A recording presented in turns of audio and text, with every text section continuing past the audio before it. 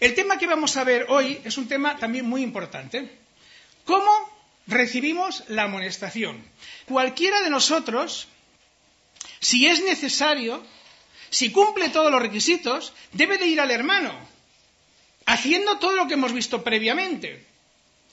Pero cualquiera de nosotros, sin excepción, por supuesto que me incluyo yo, faltaría más, tiene que estar dispuesto a recibir la amonestación.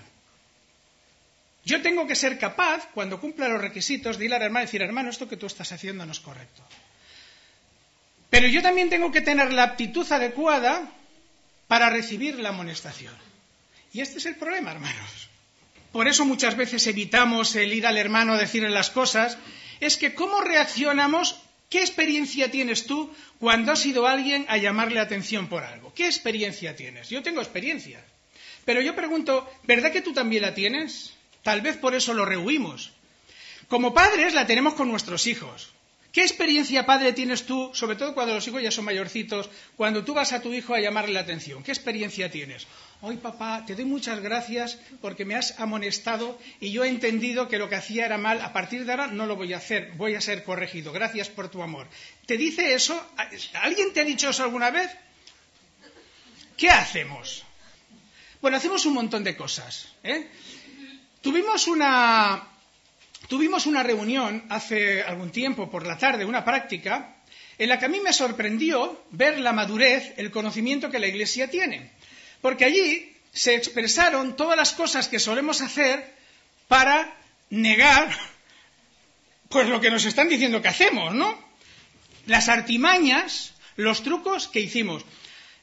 Como todos nos tuvisteis, yo lo voy a pasar brevemente. No voy a recrearme mucho, porque además yo pude comprobar que nosotros sabemos lo que hacemos para justificar lo que no queremos reconocer, lo que estamos haciendo mal. Que no nos gusta que nos lo digan. Yo he llamado artimañas, ¿qué trucos hacemos? Pues para que cuando alguien nos va a llamar la atención y nos desagrada tanto que nos evidencien que hacemos algo mal, porque nuestro orgullo se hiere. Porque, a ver, ¿por qué otra cosa nos puede sentar mal que alguien nos llame la atención? Porque nuestro orgullo se hiere, ¿o no? Claro, entonces, como nuestro orgullo se hiere y no queremos, eso nos duele, entonces vamos a intentar excusarnos. ¿Y qué hacemos? ¿Qué hacemos? ¿Qué dijimos? Lo dijisteis vosotros. Está en el mismo orden. Es la relación que estuvimos escribiendo aquí. Justificarnos. ¿Qué era justificarnos? Pues razonamientos basados en mi opinión. No, pero yo opino, hermano, que no tienes razón. Porque esto no es exactamente así. Mira, hay una razón por la cual yo he hecho esto o he hecho lo otro. ¿Verdad que en la Santa Cena hablábamos de Eva? Vio la mujer que el fruto era bueno. Dios dice no, pero ella dice sí. Aquí, cuando se trata de llamar la atención a alguien con la Biblia en la mano, siempre sale lo de siempre. Pero yo opino otra cosa, hermanos. Esa no es mi opinión, esa será tu opinión. Pero mi opinión no es esa. ¿Es verdad o mentira? Eso es lo primero. Eso es justificarnos. Argumentar, buscar razonamientos, vamos a ver dónde me puedo agarrar, qué excusas, qué pretextos, qué mentiras. O las justificaciones son mentiras. ¿Por qué no viniste ayer en la iglesia? Ay, hermanito, es que no pude, tuve más trabajo. No me apeteció. Son mentiras, pues lo mismo. Sigamos. Echar la culpa a los demás. Ay, esto siempre vamos a ver de qué manera podemos darle la vuelta a la tortilla y presentar al otro como culpable y escurrir el bulto. Sergi, fíjate si esto lo aprendemos desde pequeñitos, Sergi, ahora ya no, pero cuando era así, cuando era más pequeñito que ahora, porque es chiquitillo, cuando era más pequeñito y sus padres le decían, ¿pero qué has hecho? No he sido yo, ha sido la yaya. Y la yaya ni estaba allí, pero cogió esa costumbre ya de echar la culpa al otro. De los niños podemos aprender mucho, porque ellos saben ya, desde bien chiquititos, hermanos, ya saben mucho cómo eludir la responsabilidad. Como tú puedas culpar al otro, una hermana, hermano, le toca fregar los platos. Y cada vez que le toca fregar los platos, lo ves ahí sentado en la mesa. Sentado en la mesa hablando, hermano, que te toca fregar los platos. Voy. Entre tanto, el otro, la pareja, ya está allí fregándolos. Claro, cuando él llega, ya ha terminado de fregar los platos. Y todavía le dice, ay, ¿por qué no me has esperado? Qué bien quedas. Y pasa un domingo, y pasa otro, y tú diciéndole, hermano, levántate. No, sí, ya voy, es que estoy hablando aquí, ¿qué es? Pero, ¿sabes? Tú sabes que está escurriendo el bulto. Al final un día te cansas y dices, hermano, ya está bien, qué egoísta eres. Oye, a mí no me hables así, ahora sí que no voy a ir. Pero no voy a ir, fíjate, porque como me has hablado así, ahora no te voy a hacer caso. No sé, lo más absurdo que... Os traigo preparado algo que nos vamos a reír. Luego ya seguiremos insistiendo en este tema, ya veréis. Pero que es real, que es verídico, ¿eh? Vamos a seguir. Minimizar el hecho. A ver, hermano, sí, pero no es tan grave.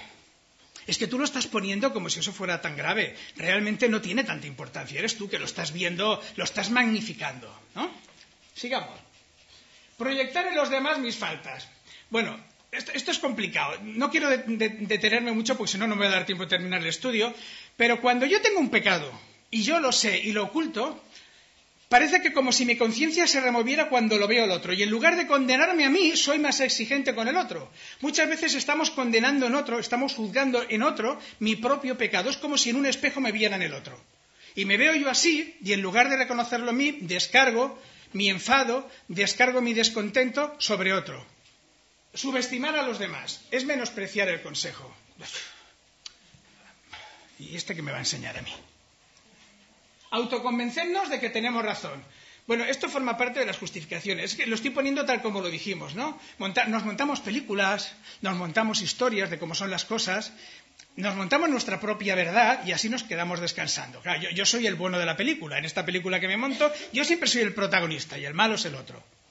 Tener un alto concepto de sí mismo, lo mismo. Por la misma manera que desprecio al otro, el que desprecia al otro es porque tiene un autoconcepto de sí mismo. Claro, si yo lo sé todo, hermanos, ¿qué me vas a contar? ¿Qué me vas a explicar tú a mí? ¿Sabes? En la iglesia a veces yo pienso que los maestros sobran en más de un caso, porque no hace falta, todos sabemos lo que tenemos que hacer. Y sobre todo cuando llamas la atención a alguien, cuando vas a un hermano a molestarle, te das cuenta realmente de eso, de que todos somos maestros, que todos ya sabemos lo que tenemos que hacer, no necesitamos que se nos digan las cosas. Evadir nuestra responsabilidad preocupándonos por la de los demás. Lo que dice la Escritura. Mira, mientras yo estoy viendo la paja ajena, me estoy olvidando de mi viga, qué feliz soy. Yo empiezo a mirar los pecados, es que todos son pecadores, todos sois pecadores, hermanos. Tengo que estar vigilándoos, ¿os dais cuenta? Y mientras yo estoy pendiente de esto, mientras estoy pendiente de barrer la casa del vecino, pues tengo mi casa sucia. Negar los hechos. Y eso ya lo hizo Caín cuando mata a su hermano y el Señor le pregunta, ¿qué has hecho? ¿Dónde está tu hermano? Y yo qué sé, lo ha matado. Y yo qué sé, ¿soy yo guarda de mi hermano? El negar los hechos, lo que hacía el Sergi, ha sigut la yaya. Bueno, es lo mismo, culpamos a otro, lo negamos. Hay cosas que están un poquito repetidas, pero es que lo he querido poner tal como salió en la iglesia. Luego os recordáis que lo agrupamos y yo presenté al día siguiente un estudio, ¿no? Bueno, la falta de amor. Evidentemente, si el amor no hace nada indebido, si tuviéramos verdadero amor, qué bien irían las cosas. Todo esto está poniendo de manifiesto nuestra falta de amor. Por eso que el amor todo lo sufre, todo lo puede, todo lo cree, todo lo soporta, no busca lo suyo. ¿Verdad que todos los que estamos aquí buscamos el bien de los otros, hermanos? Y cuando hay amor de verdad, se pone de manifiesto por eso. Porque el amor no busca lo suyo, no se irrita, no guarda rencor, todo lo puede, todo lo cree. Si hubiera amor, hermanos, sobraría todo lo demás. Por lo tanto, salió y a mí me pareció una buena cosa anotarlo, ¿no? Sigamos. Usar 2 varas de medir.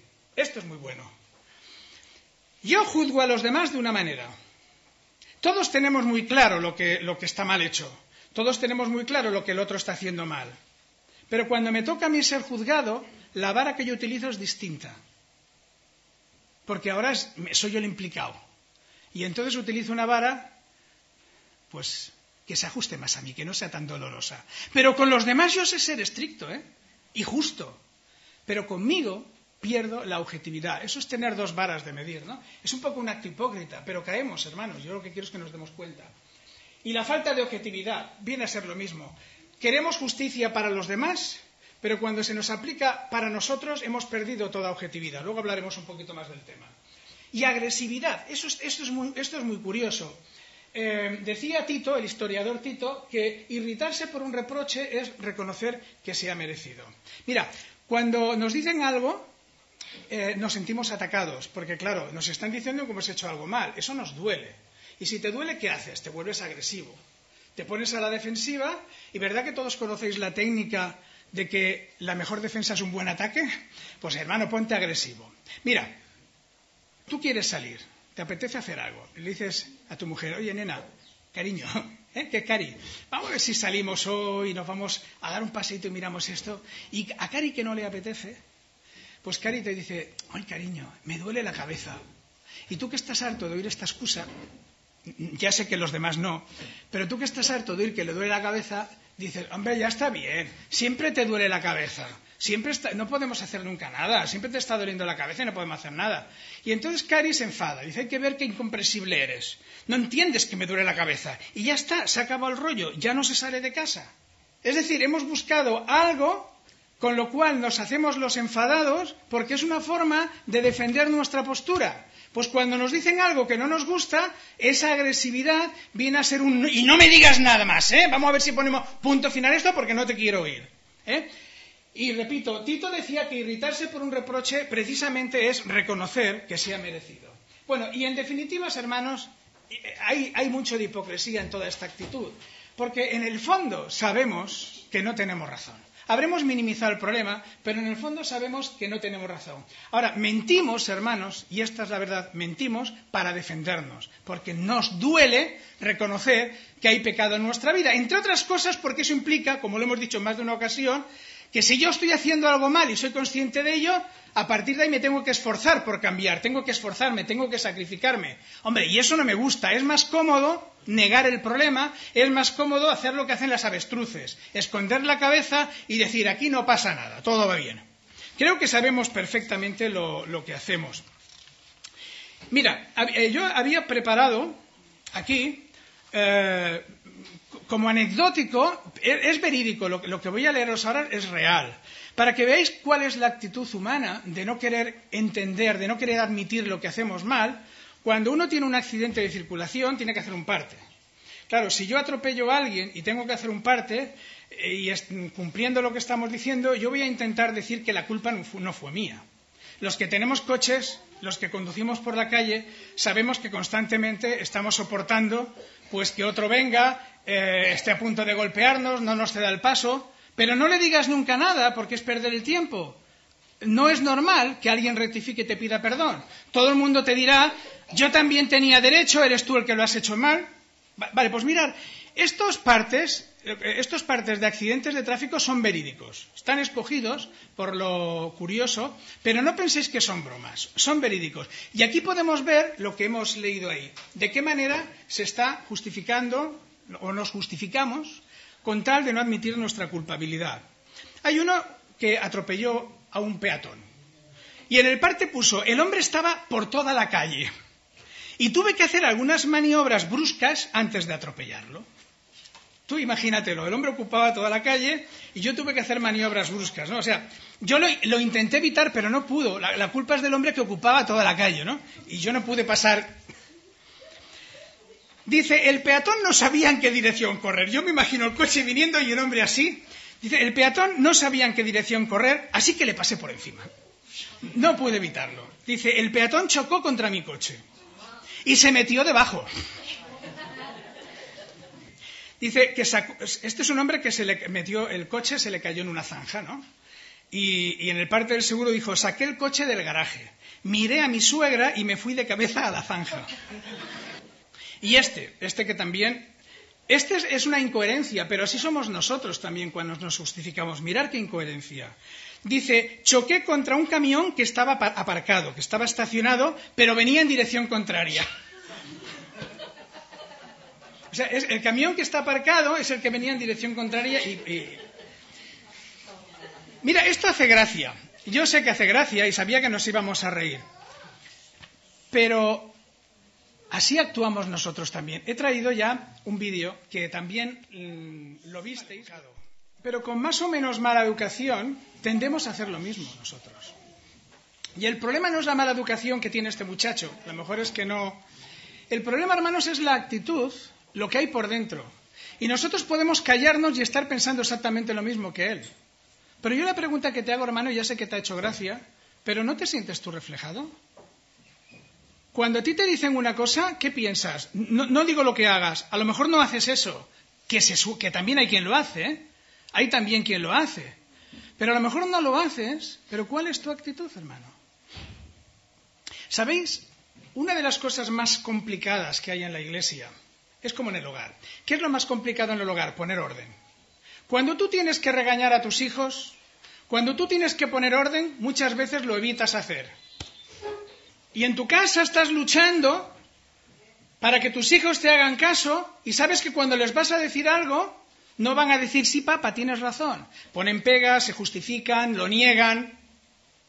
Y al final, ¿qué haces, hermano, muchas veces? Los padres muchas veces desistimos, nos sentimos frustrados, ¿no? ¿Sabéis? Muchas iglesias han dejado de ejercer la disciplina porque es lo más ingrato.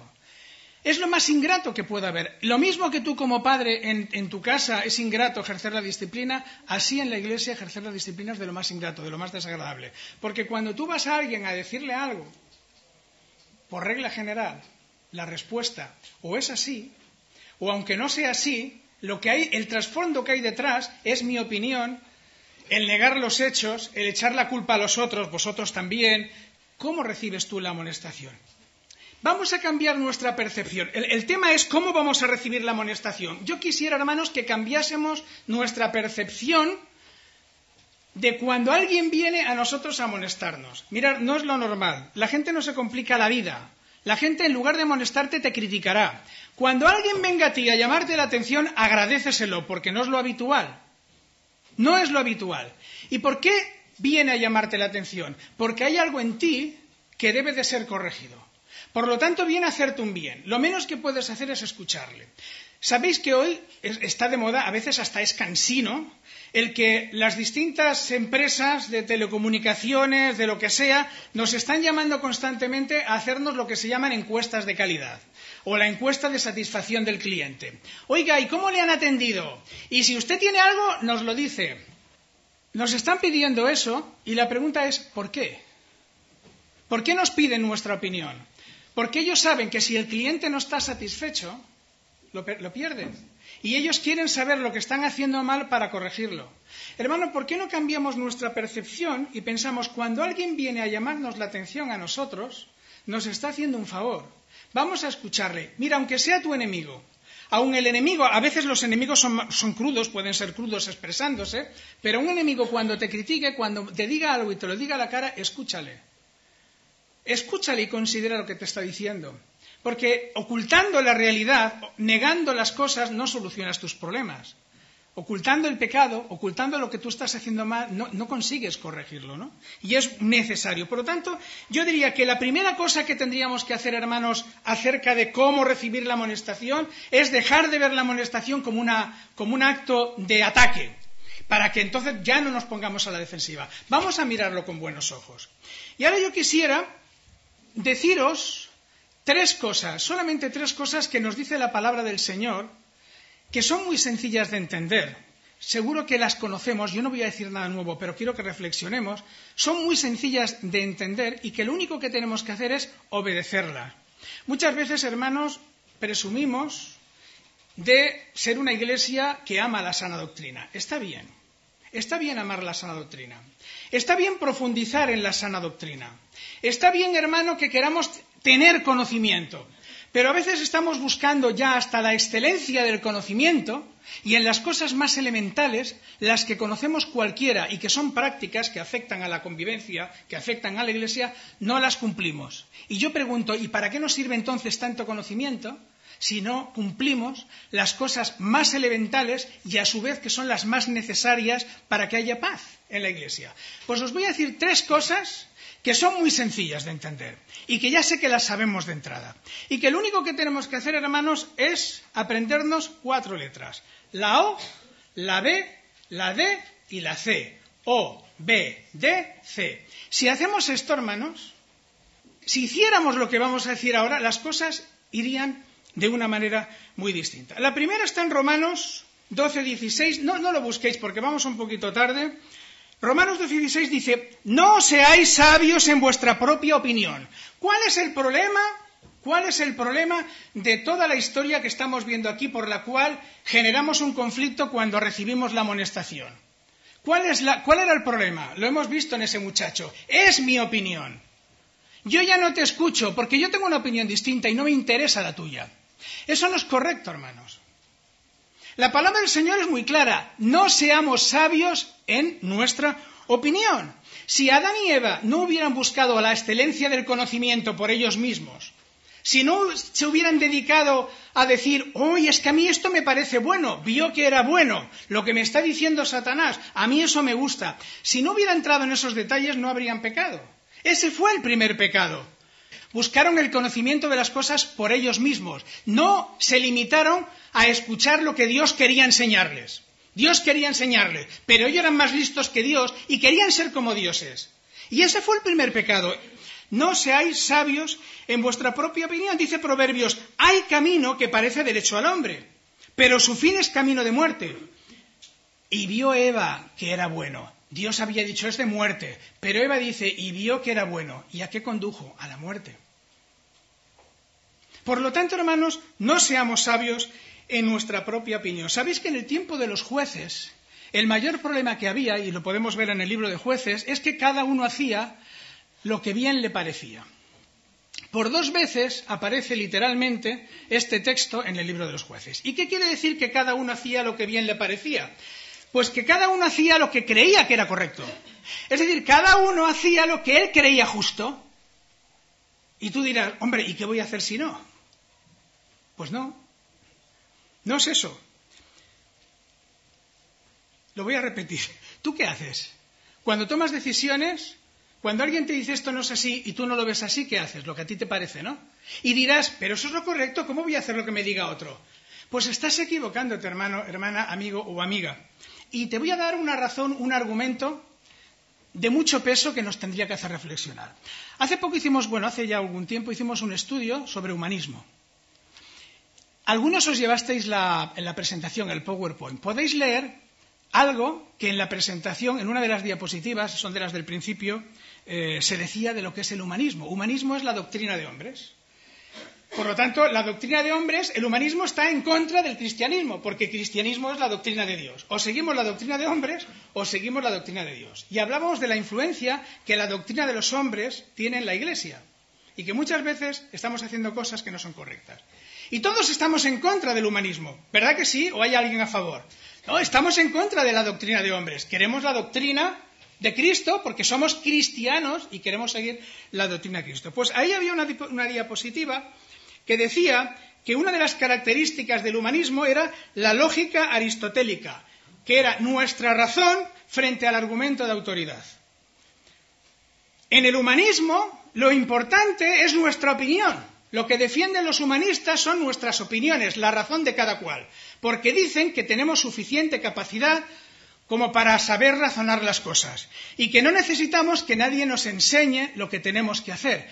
Por eso el resumen de lo que se ha venido a llamar como lógica aristotélica dice nuestra razón en oposición frente a lo que sería el argumento de autoridad. Rechazamos la autoridad, hermano, porque no necesitamos que nadie nos diga lo que tenemos que hacer.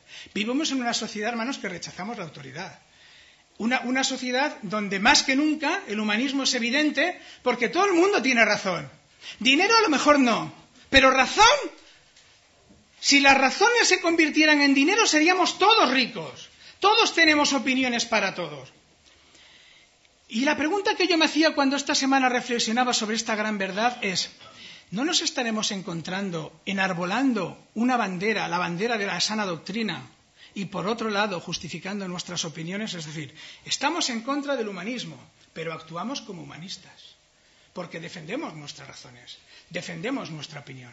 Y como ejemplo, ¿sabéis que hay grupos que se manifiestan contra la paz, en contra de la guerra, se manifiestan en contra de la guerra? Cuando la guerra de Irak, muchos grupos salieron para manifestarse en contra de la guerra. Queremos la paz, la guerra no, la paz. ¿Os imagináis que este grupo de manifestantes ahora resulta que en su casa o en otra serie de actividades hicieran uso de la violencia? ¿Qué pensaríamos de ello? Que son unos hipócritas, ¿sí o no? ¿Lo pensaríamos? Sí. Pues hermanos, cuando nosotros estamos diciendo no al humanismo, somos cristianos, no al humanismo, y sin embargo estamos defendiendo nuestros argumentos, nuestra razón, estamos siendo humanistas. Y esto es absurdo, hermanos. Esto es contrario. Esto yo diría que es hipócrita. Y por eso la palabra del Señor es llana y simple. No seáis sabios en vuestra propia opinión. Tenemos la palabra, hermanos. No seáis sabios en vuestra propia opinión. Que no te gusta, que no lo entiendes. Bueno, ya lo veremos luego más adelante, que esto tiene solución. Pero, hermanos, es difícil de entender lo que significa que no seamos sabios en nuestra propia opinión. ¿Hay alguien que necesite una explicación de lo que quiere decir esto? ¿Por qué no lo hacemos? ¿Por qué no lo hacemos? ¿Por qué no aceptamos la autoridad de Dios? ¿Por qué no aceptamos la autoridad de la palabra? Si está muy claro lo que tenemos que hacer. Y una de ellas es que no seamos sabios en nuestra propia opinión. Segundo punto. Me gustaría que alguien leyera, os voy a pedir ayuda, en Efesios capítulo 4, el versículo 25. Efesios capítulo 4, versículo 25. Por lo cual, desechando la mentira, hablad verdad cada uno con su prójimo, porque somos miembros los unos de los otros. A ver, ¿hay alguien que no entienda este versículo? Si no necesita maestro, no necesita explicación. Está diciendo que hablemos la verdad, ¿no? Si hablamos la verdad, no hablamos mentira. Hablar la verdad, y por si alguien no sabe lo que es la verdad, no os mintáis los unos de los otros. Y encima hay un argumento, porque somos miembros los unos de los otros. ¿Sabes? Cuando tú te estás justificando, cuando nos estamos justificando, estamos mintiendo. Cuando estamos defendiendo nuestro orgullo para no sentirnos heridos, cuando ponemos pretextos para justificar nuestras acciones, lo que estamos haciendo es mintiendo. ¿Sabes? Yo creo que el pecado que más abunda en nosotros es la mentira. Mentimos, hermanos, mentimos mucho. Constantemente estamos mintiendo. Y hemos asumido ya tanto la mentira en nuestra vida que ni nos damos cuenta que somos mentirosos. Y hemos restado importancia o gravedad al pecado de la mentira. Pero la Escritura dice claramente que toda la mentira que proviene de exactamente, que Él es el padre de toda la mentira y que ninguna mentira procede de la verdad. Es decir, donde hay verdad no hay mentira, donde hay mentira no hay verdad. Son dos cosas que se oponen.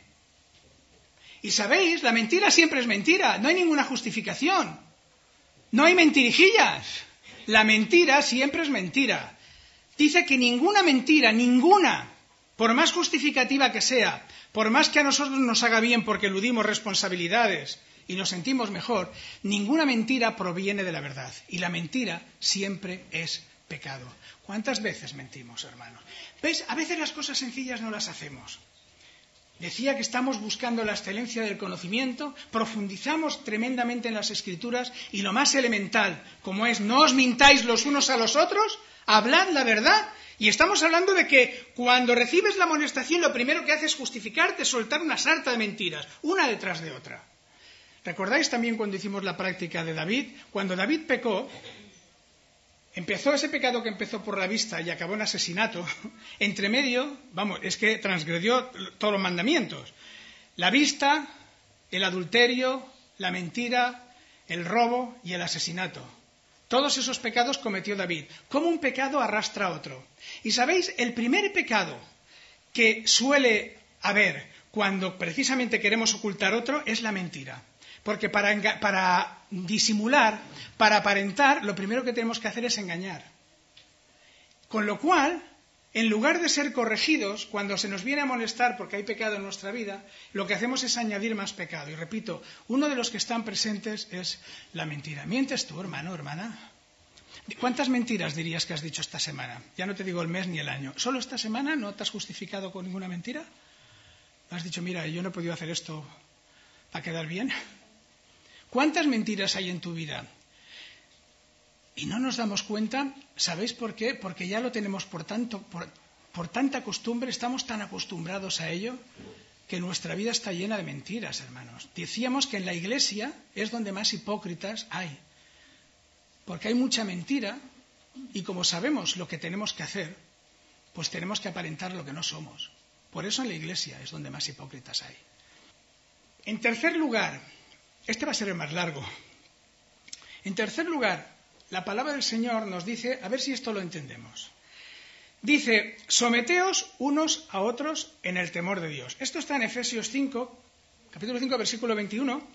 Y a partir de ahí se nos relata, se nos describe el mandato del Señor en cuanto a cómo hemos de someternos. Y se establece un orden de Dios en el hogar, un orden de Dios en el trabajo y un orden de Dios en la iglesia. Jerarquía, ¿sabéis lo que significa? La palabra jerarquía literalmente significa orden divino. Es el orden de Dios. No nos gusta hablar de jerarquía. Cuando hablamos de jerarquía nos suena autoritarismo, nos suena autoridad, a que alguien nos manda y a mí ¿quién me va a mandar? Yo ya soy mayorcito para que a mí me digan lo que tengo que hacer. Yo tengo mis opiniones. Pero jerarquía significa orden de Dios. Y ciertamente que Dios ha establecido un orden en el hogar, un orden en el trabajo y un orden en la iglesia. Y si leéis los versículos que siguen y el resto del Nuevo Testamento, veréis que el Señor está diciendo a los hijos, someteos, obedeced a vuestros padres. Y es lógico, hermanos, están bajo la supervisión, bajo la corrección, bajo la enseñanza de los padres. Y tiene que haber esa sujeción. A las mujeres no dice que un barco se pueda capitanear entre dos. Eso es el fracaso. A las mujeres dice, sujétate al marido. En el trabajo nos dice, sujetaos a vuestros jefes. Eso solemos hacerlo. Y no hay ningún problema. No nos sentimos menos.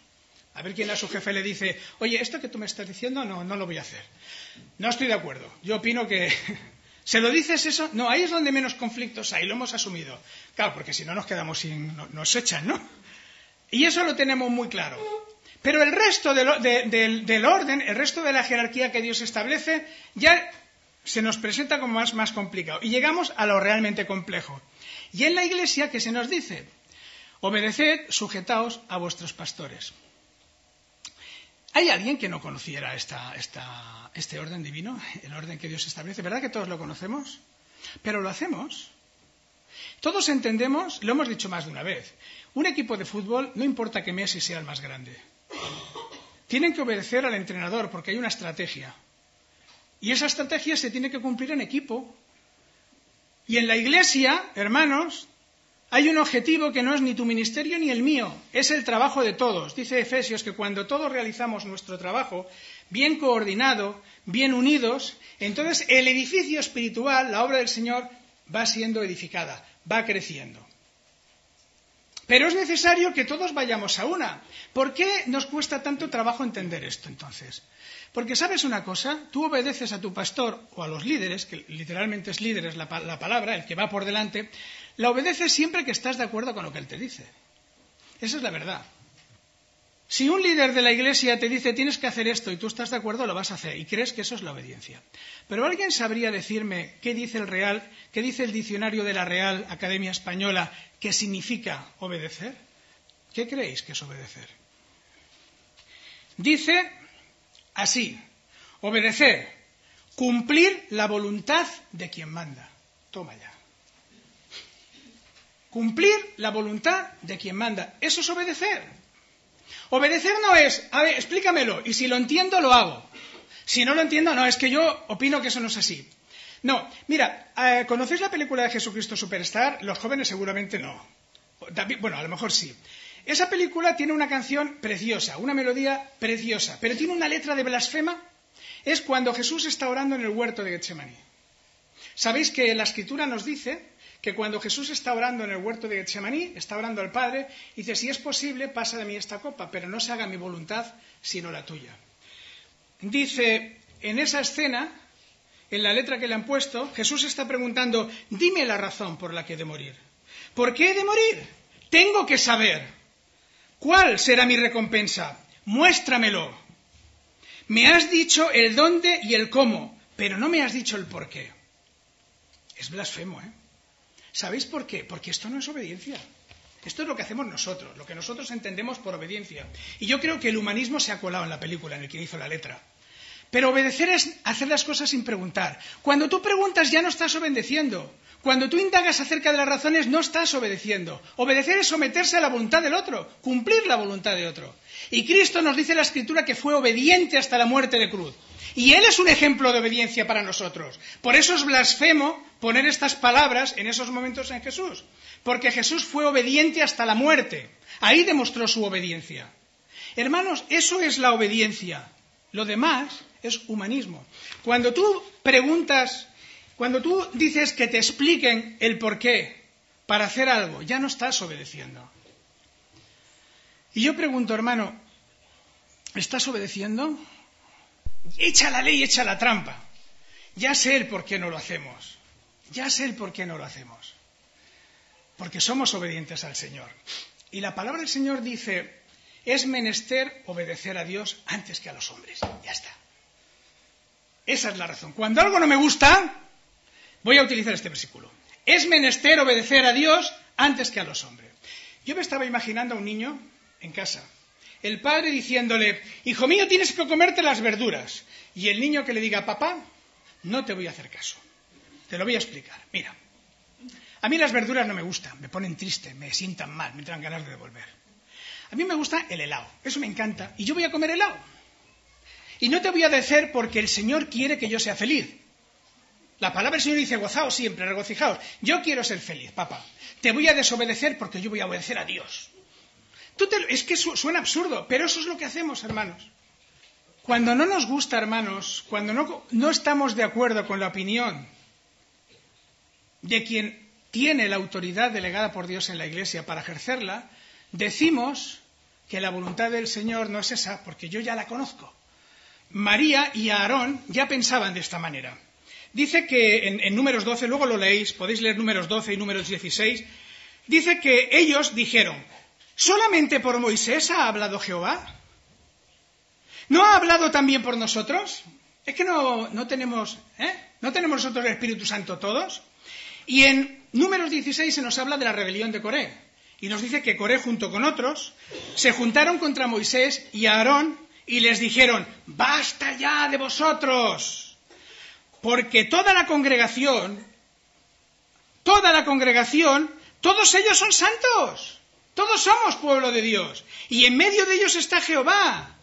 ¿Por qué pues os levantáis vosotros sobre la congregación de Jehová?